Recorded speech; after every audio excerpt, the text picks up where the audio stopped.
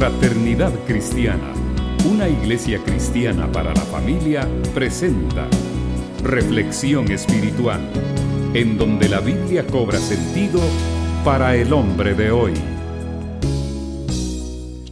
¿Cuántos han visto un programa en el Discovery Channel que se llama Mega Construcciones? ¿Sí lo han visto? Pensé que solo miraban El Capo. Pero qué bueno que ven Mega Construcciones.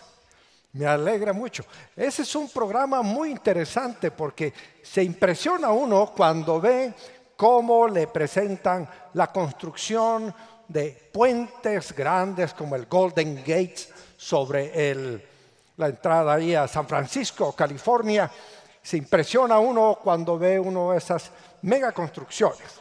Hace algunos, quizás 7 años más o menos, me invitaron para ir a presentar el proyecto Megafrater a la Facultad de Arquitectura de la Universidad de San Carlos de Guatemala, que es la Universidad Nacional. Y ahí ante todos los catedráticos de la Facultad de Arquitectura, todas las autoridades de esa facultad, pues presentamos algunos cartones del proyecto, hablamos del proyecto, nos preguntaron sobre el proyecto. Y algo interesante que escuché fue que un proyecto como el de Megafrater, que es una de las megaconstrucciones más recientes hechas en Centroamérica y en muchas partes del mundo, es un proyecto, decían ellos, que se lleva a cabo en un país cada 50 años.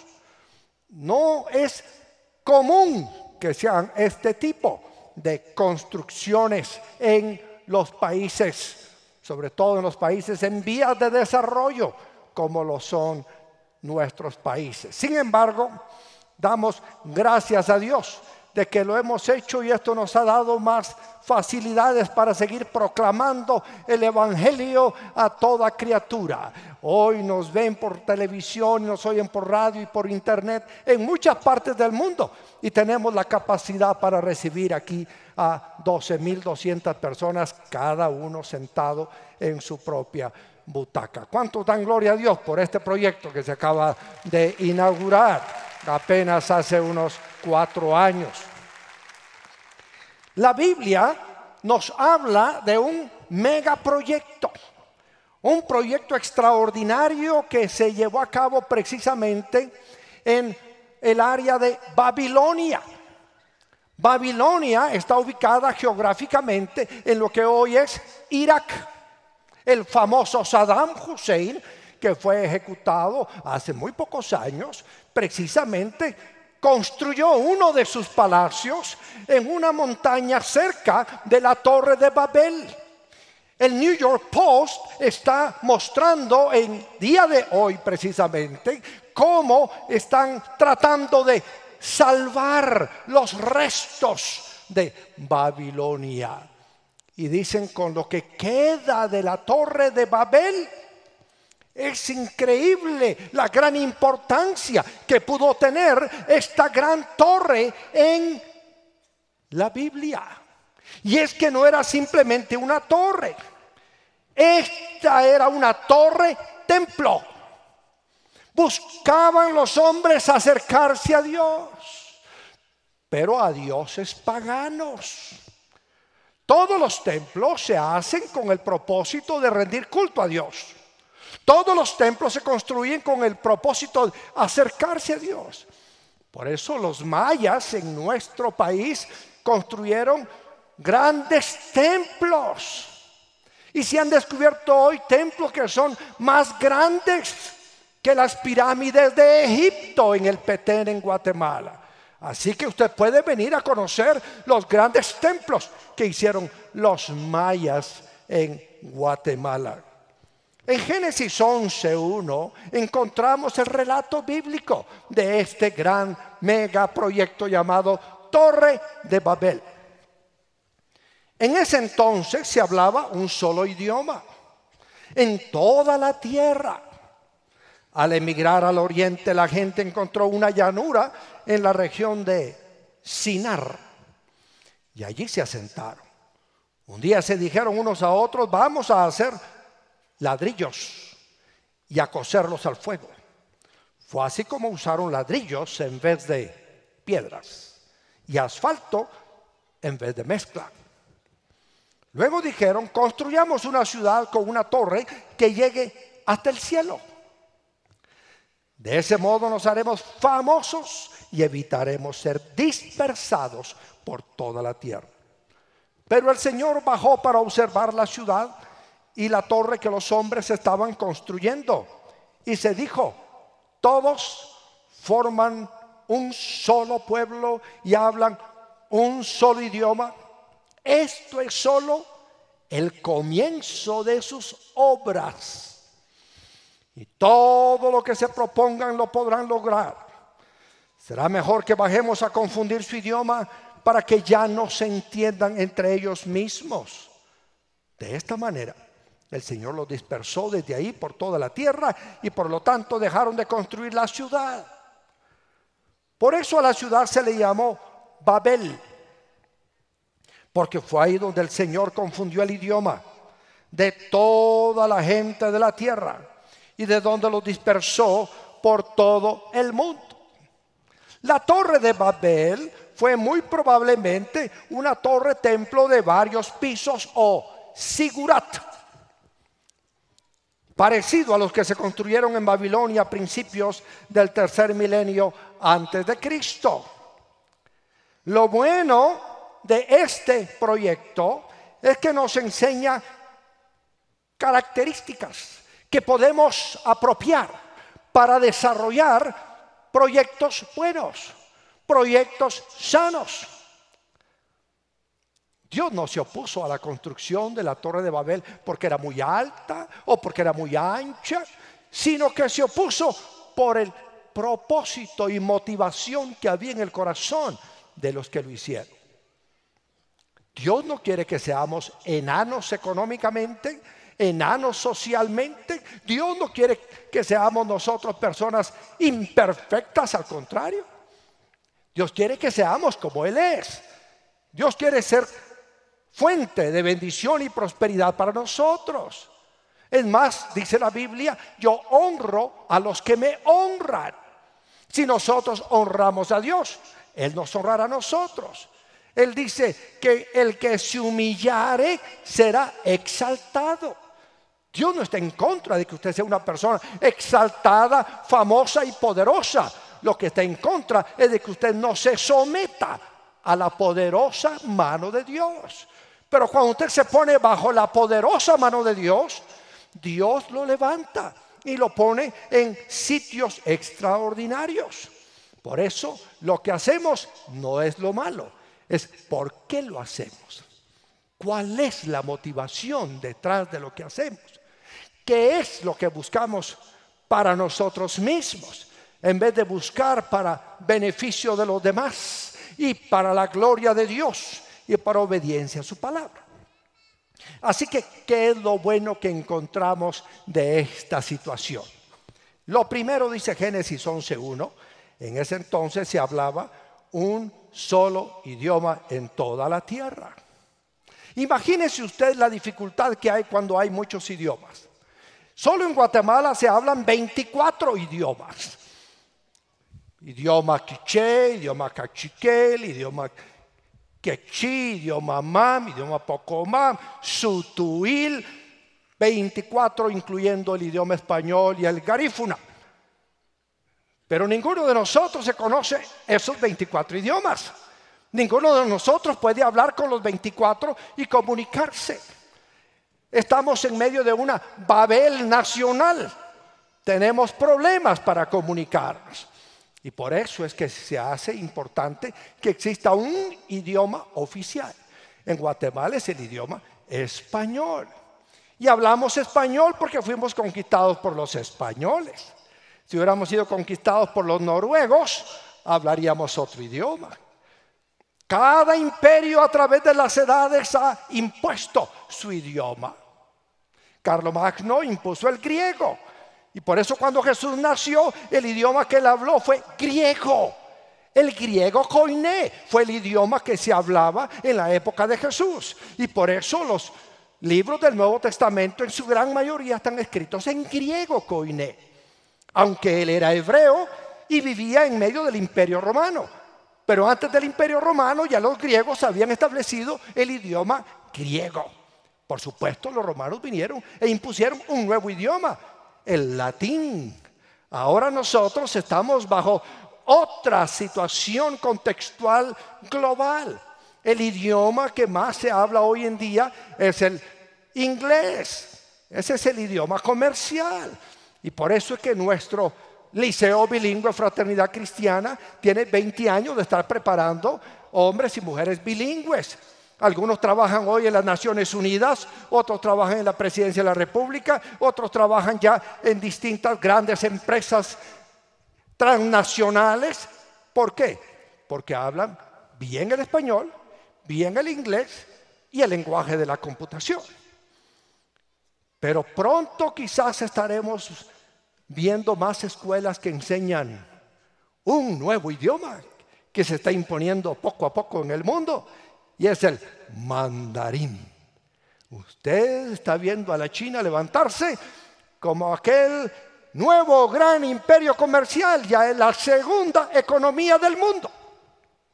Así que quizás nuestros nietos y bisnietos van a querer aprender mandarín más que inglés.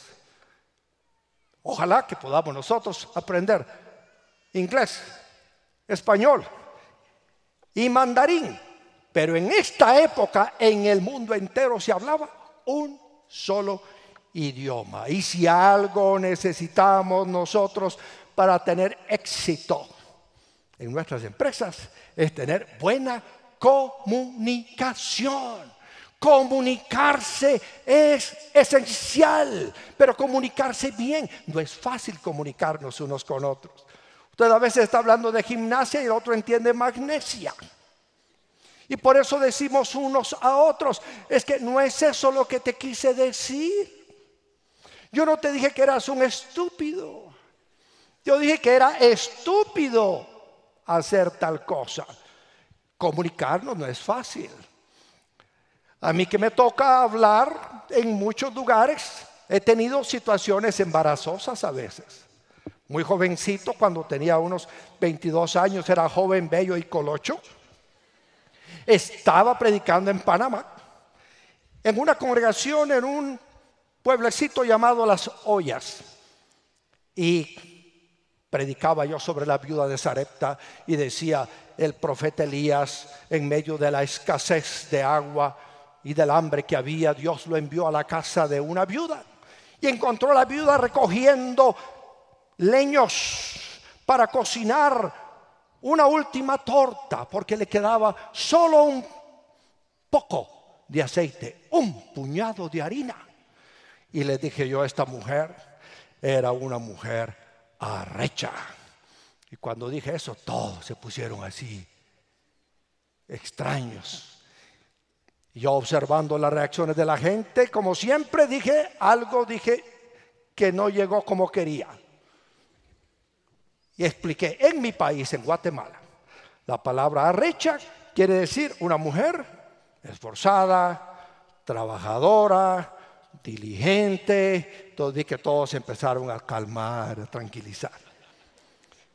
Terminó el servicio, cuando íbamos ya con la pastora de la iglesia a almorzar, le dije, hermana Telma, cuénteme, ¿por qué se pusieron nerviosones cuando yo dije que la viuda de Sarepta era una mujer arrecha? Ay, pastor, me dice, es que aquí en Panamá, arrecha quiere decir una mujer insaciable en sus apetitos sexuales. Entonces yo tuve que pedirle perdón a Elías. Imagínense en el escenario que lo puse. La situación es esa, comunicarnos no es fácil. Comunicarse no es fácil. Siempre tiene uno que estar consciente de que en comunicación el significado de las palabras no está en los diccionarios. El significado de las palabras está en la mente de las personas. Por eso es tan importante el que en la época de nuestro amado Noé, que fue el que antecedió a la Torre de Babel, se hablara un solo idioma. Era muy fácil. Para no ir tan lejos, aquí en nuestro vecino país de El Salvador, fue mi esposa a predicar y usó una palabrita que en Guatemala se ha usado mucho por muchos años. En Guatemala, cuando usted dice usted es topado, quiere decir que usted es abusado, que usted es chispudo, que usted es inteligente, que usted es capaz. Pero en El Salvador, cuando él dijo, ustedes pueden, hermano, ustedes son topados, todos se pusieron serios. Porque en El Salvador, topado es una persona que ya topó, que no le da más la maceta, que ya no puede hacer más. Así que la comunicación es clave.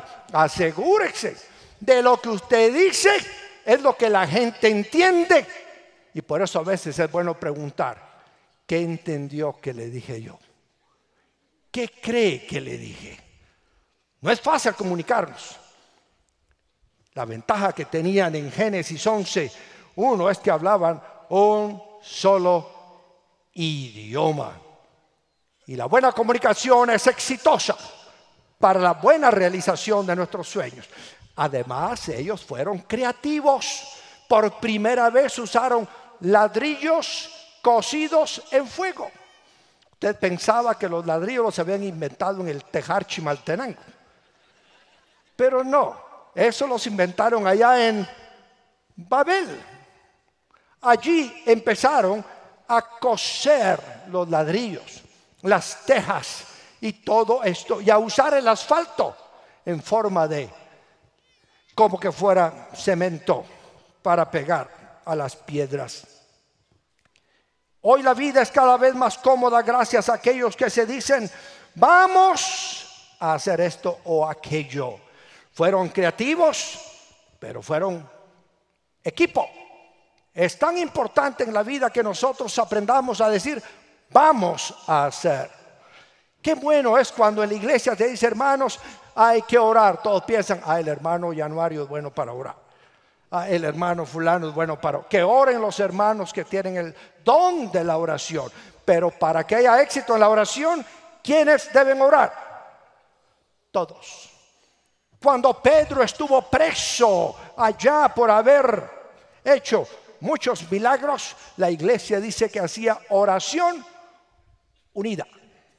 La iglesia oraba, toda la iglesia. Cuando toda la iglesia ora, cuando toda la iglesia ofrenda, cuando toda la iglesia ayuna, cuando toda la iglesia diezma, cuando toda la iglesia evangeliza, cuando toda la iglesia obedece a Dios, hermanos, no hay nada que la iglesia no pueda hacer. Y se cumplirá lo que Jesús dijo, las puertas del infierno no prevalecerán contra la iglesia. Porque todos vamos a servir. Fueron creativos. El versículo 4 dice, construyamos una ciudad con una torre que llegue hasta el cielo. De ese modo nos haremos famosos y evitaremos ser dispersados por toda la tierra. Ellos tuvieron visión. Una visión es una imagen clara en nuestra mente de lo que queremos hacer o que queremos que nuestro grupo o empresa o célula o hijo haga. Visión es ver con claridad lo que queremos ser o hacer en la vida. Por eso es que la gente que no tiene visión es una gente que no pasa de sopia gavilán. Es una gente que pasa vegetando por toda la historia de su vida, porque nunca vio qué quería hacer. Sus hijos no llegan a hacer nada porque nunca les ayudó a tener visión de la vida. Las iglesias no prosperan, no logran resultados, no hacen ningún tipo de impacto porque no hay visión de lo que se quiere hacer. Estos tuvieron visión. Una visión siempre surge de la necesidad. Abraham Lincoln se encontraba en Nueva Orleans y veía cómo una familia de negros era separada. Los hijos enviados a una hacienda, la mujer enviada a otra hacienda, el hombre enviado a otra hacienda, y lloraban porque a la fuerza los separaban. Y dijo Abraham Lincoln, esto no es justo, la esclavitud no es justa, tenemos que abolirla. Y empezó a luchar. y empezó a buscar posiciones políticas donde él pudiera llegar a legislar y a romper esta esclavitud. Varias veces se presentó a las urnas y perdió, y volvió a presentarse y perdió, y llegó a la tercera y también perdió. Muchas veces perdió, pero al fin llegó. Y cuando estuvo ya en el gobierno norteamericano, tuvo que enfrentar una guerra, la guerra de secesión. Pero el producto de su visión fue la libertad de los esclavos. Todos somos iguales. Mire a su vecino. Por más que sea diferente a usted, tenemos los mismos derechos. Quizás él sea más sapo que usted. Quizás él sea más gordo que usted. Quizás él sea más rico que usted. Quizás él sea más joven o viejo que usted. Pero todos tenemos los mismos derechos. Esa visión de la libertad, de la igualdad, de la fraternidad, nace precisamente de una necesidad. Tener una visión hace que le prestemos inspiración al futuro, porque la visión hace que veamos en nuestra mente el sueño completamente terminado, aunque todavía ni siquiera existan los cimientos. Además, la visión da dirección y enfoque. Todos pueden trabajar y apoyar en una sola dirección, haciendo lo mismo. Walt Disney, el famoso creador del personaje animado, el ratón Miguel, más bien conocido como Mickey Mouse. ¿Cuántos han oído hablar de Mickey Mouse? A mí me fascinó cuando leí muy niño la historia de cómo Walt Disney en su cuarto veía un ratoncito que entraba a su cuarto. Y él se entretenía con un ratoncito observándolo. Y ahí se inspiró en la creación de este personaje caricaturesco que hace que todos sueñen con ir a Disney World. Y allá están, hasta aquí de deudas, pero fueron a tomarse la foto con Mickey Mouse. Como si aquí no hubieran chapines mouse, ratones chapines en todas las casas. Total. Hizo su proyecto de Disneylandia. Cuando se estaba inaugurando, había fallecido ya Walt Disney. Entonces uno de los oradores dijo: qué pena, qué lamentable, que ahora que se inaugura el mundo de Disney, Disneylandia, no esté aquí Walt Disney para verlo. La esposa aclaró en su momento y dijo: Walt Disney vio esto antes que todos nosotros, porque él tuvo la visión. Y cuando usted tiene la visión, usted ve el potencial de cada persona, el potencial de cada organización, el potencial de cada nación, y usted logra realizarlo. Y nosotros podemos tener la visión hoy, mis hermanos, de ver una Guatemala libre de delincuencia, de corrupción, de injusticia, si nosotros de veras vemos con fe el futuro que nos espera. Yo le he dicho al pueblo de Guatemala y a la iglesia de Guatemala una y muchas veces: todo año es fácil, todo año es difícil, depende de cómo nosotros veamos el año. Nosotros no hemos construido nada en estos 32 años, en años que fueron fáciles. Todos los años fueron difíciles, todos los años fueron críticos, todos los años fueron o de una década económica perdida, o de una década de subversión y guerrilla, o de una década de corrupción y delincuencia. Pero en medio de todo eso hemos visto claramente que nuestro proveedor es Dios nuestro Señor, nuestro guardador es Dios nuestro Señor, y que el Evangelio es la única y mejor respuesta para nuestra nación. Guatemala será nueva y diferente cuando cada guatemalteco sea un verdadero creyente que viva en obediencia a Dios nuestro Señor. Dice el versículo 5: pero el Señor bajó para observar la ciudad y la torre que los hombres estaban construyendo, y se dijo: todos forman un solo pueblo hablan un solo idioma. Esto es solo el comienzo de sus obras. Todo lo que se propongan lo podrán lograr. Subráyenlo. Todo lo que se propongan lo podrán lograr. Si usted y su esposa se ponen de acuerdo, lograrán lo que se propongan. Harán que sus hijos superen los niveles de preparación técnica, académica o espiritual o deportiva o artística que usted haya podido alcanzar. Pero tienen que estar unidos. La Biblia dice que el esposo y la esposa ya no son más dos, sino que una sola carne.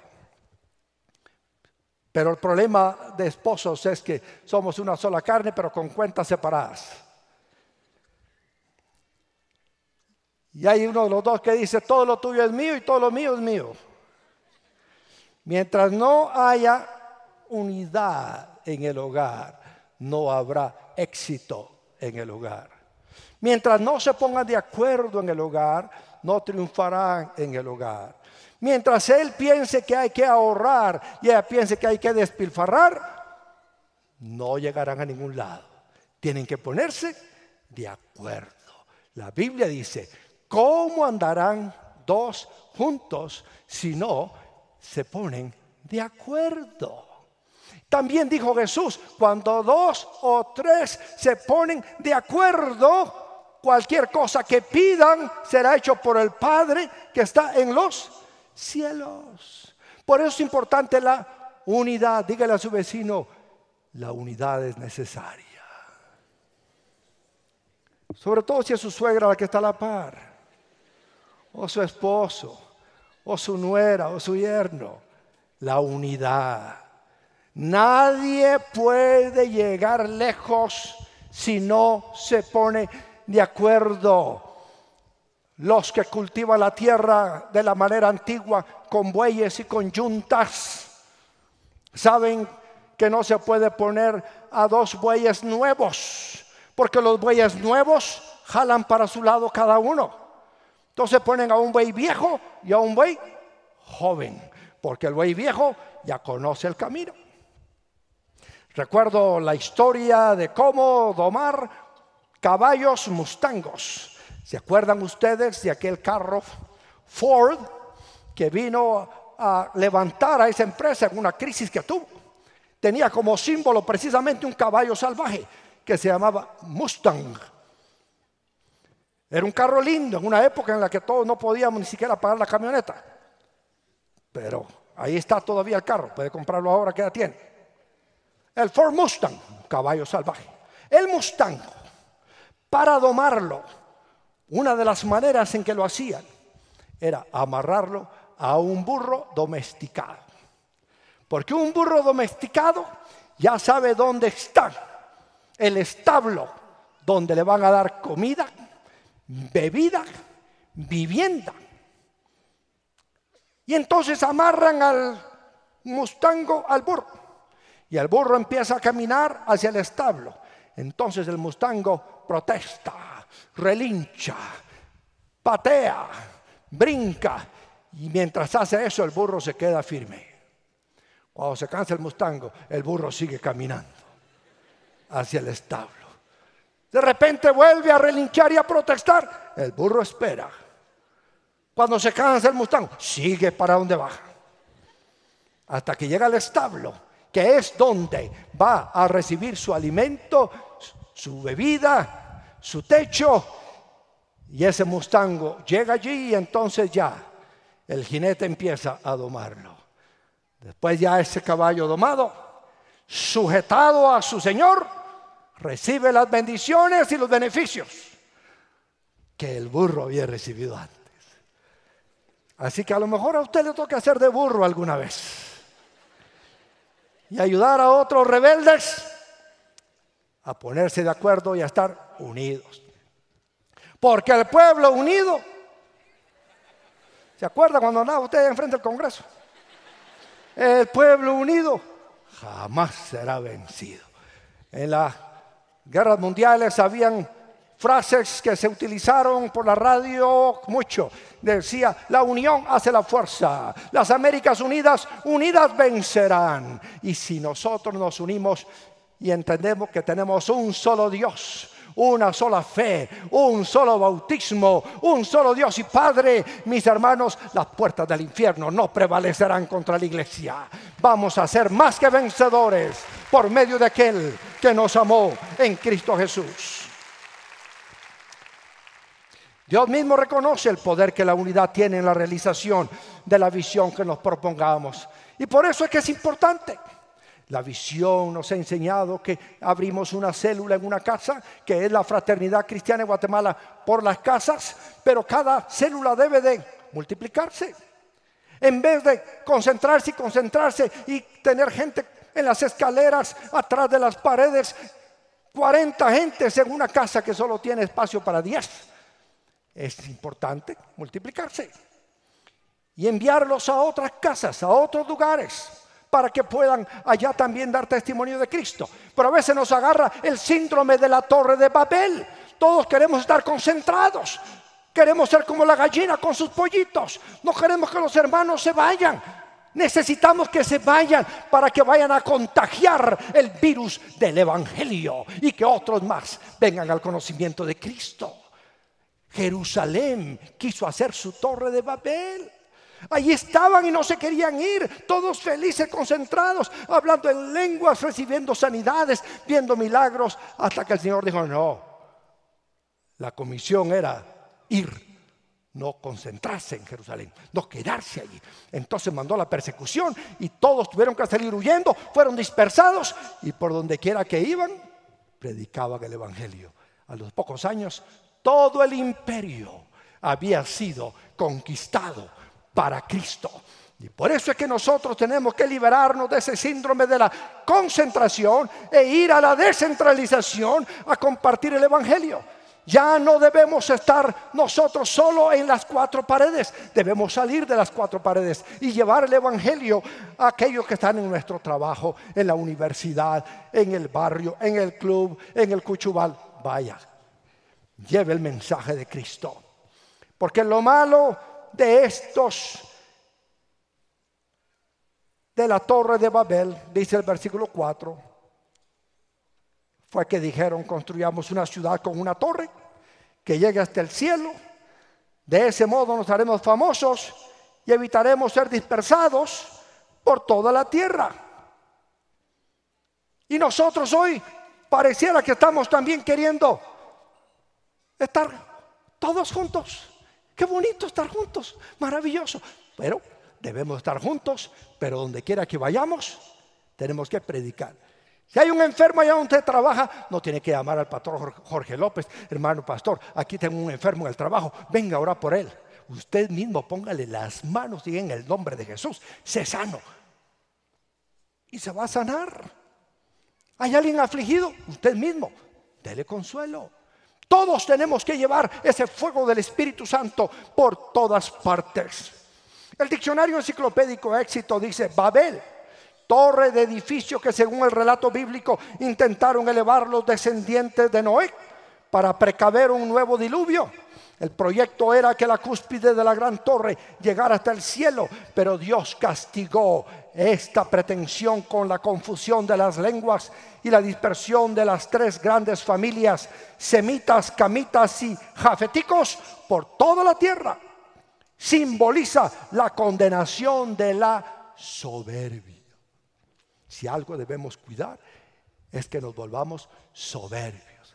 Usted nace ignorante, va a la escuela, pagando uno que otro maestro por ahí, logra ganar, sale al fin de la escuela, entra a la universidad, por ahí compra su diploma, de ahí o soborna a su maestro, le pone la pistola a otro, se gradúa. Ya, ahora usted graduado, se cree la gran cosa. Yo soy el licenciado, soy el doctor, soy el funcionario tal del Estado. No se crea la gran cosa. Por mucho que usted alcance, usted Usted nace sin ni un centavo y al final ya tiene 1 millón, 2 millones, 100 millones. No se crea la gran cosa. Porque de repente puede venir la caída. Babilonia fue construida por el rey Nabucodonosor. ¿Y qué pasó con él? Se creyó tanto, se ensoberbeció tanto, que terminó siendo una vaca. Por 7 años estuvo entre las vacas, le crecieron las uñas, le creció el pelo. Bueno, se parecía a algunos muchachos hoy en día. Pero ahí andaba, uñas largas, pelo largo, hecho un idiota. Loco. La Biblia dice, Dios resiste a los soberbios y da gracia a los humildes. Usted es muy rico, sea humilde. Usted es muy inteligente, sea humilde. Usted es muy famoso, sea humilde. Usted es muy poderoso, sea humilde. La grandeza está en la sencillez.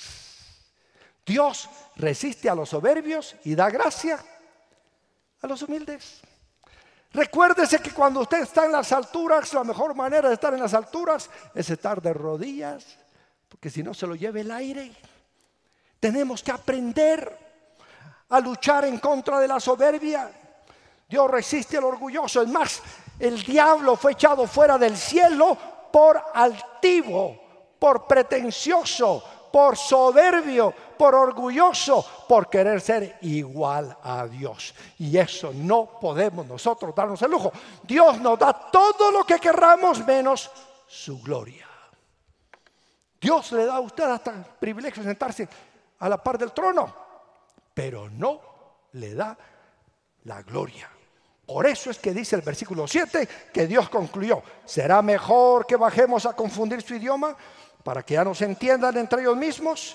De esta manera el Señor los dispersó desde ahí por toda la tierra y por lo tanto dejaron de construir la ciudad. Por eso la ciudad se llamó Babel, porque fue ahí donde el Señor confundió el idioma de toda la gente de la tierra y de donde los dispersó por todo el mundo. ¿Dónde nacen todos los idiomas? En Babel. Ahí surgen los idiomas. Antes de eso, un solo idioma. Babel es un término que en hebreo se parece al término que significa confusión. Y por eso es que se le llama ahora la tierra de confusión. No nos enorgullezcamos y reconozcamos que Dios es el omnipotente. ¿Qué es Dios? Omnipotente. Usted puede ser poderoso, pero nunca será todopoderoso. El diablo puede tener alguna influencia, algún poder, pero el diablo no es todopoderoso. Recuérdese, el diablo no es todopoderoso. El diablo no es omnipresente. El diablo no es omnisciente. Y el hombre tampoco. El único que es omnisciente, omnipresente, omnipotente, ¿quién es? Dios. Y por eso es que nosotros tenemos que reconocer su señorío y estar dispuestos a doblar nuestras rodillas delante del Señor. No importa la grandeza que el ser humano llegue a alcanzar, aunque construya una ciudad en la luna o aunque pueda inventar órganos artificiales que agreguen décadas de vida, nadie jamás podrá contra el Todopoderoso. Todos un día tendremos que rendir cuentas ante Él. No podemos enorgullecer porque hemos logrado pavimentar todas las calles de Guatemala y de repente viene un Ágata. Y esa tormenta tropical hace que todas las carreteras se caigan. Podemos tener grandes edificios y puentes, como lo ha logrado Japón, pero de repente viene un gran terremoto y se caen los puentes, se caen los edificios. Podemos ser una gran nación como Australia, pero de repente vienen tales lluvias que inundan toda una nación, lamentablemente. Y ahí es cuando uno tiene que sentarse en el techo de su casa porque llegó el agua hasta arriba y decir: Señor, ten misericordia, sálvame. Y a veces Dios permite circunstancias muy difíciles para que recordemos y reconozcamos que el hombre no es el todopoderoso, que es Dios el todopoderoso. poderoso. Romanos 14:10 dice: tú entonces, ¿por qué juzgas a tu hermano? ¿O tú por qué lo menosprecias? Todos tendremos que comparecer ante el tribunal de Dios. Está escrito: tan cierto como que yo vivo, dice el Señor, ante mí se doblará toda rodilla y toda lengua confesará a Dios. Así que cada uno de nosotros tendrá que dar cuentas de sí a Dios. Concluyo diciendo: tenemos que vivir para dar gloria a Dios. Si yo soy un excelente artista, que mi vida artística dé gloria a Dios. Si soy un influyente político, que mi vida política dé gloria a Dios. Que si soy un poderoso empresario, que mi vida empresarial dé gloria a Dios. Que si tengo una familia grande, que mis hijos y mi familia den gloria a Dios. ¿Vale la pena dar gloria a Dios, mis hermanos? Toda la gloria es para Dios.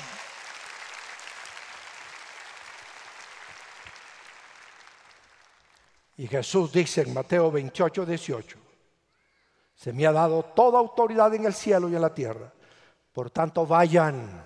Por tanto, ¿qué dice? Vayan y hagan discípulos de todas las naciones, bautizándolos en el nombre del Padre y del Hijo y del Espíritu Santo, enseñándoles a obedecer todo lo que les he mandado a ustedes, y les aseguro que estaré con ustedes siempre hasta el fin del mundo. ¿Queremos que Él esté con nosotros siempre? En las buenas y en las malas, en salud y enfermedad, en pobreza o en riqueza. Tenemos que obedecerle, ir y hacer discípulos. Esperamos que logre poner en práctica este mensaje de edificación y bendición para su vida. Comuníquese con nosotros al PBX 502-2243-2243 o escríbanos a nuestro correo electrónico info@frater.org o visítenos en nuestra página de internet www.frater.org, Ciudad de Guatemala.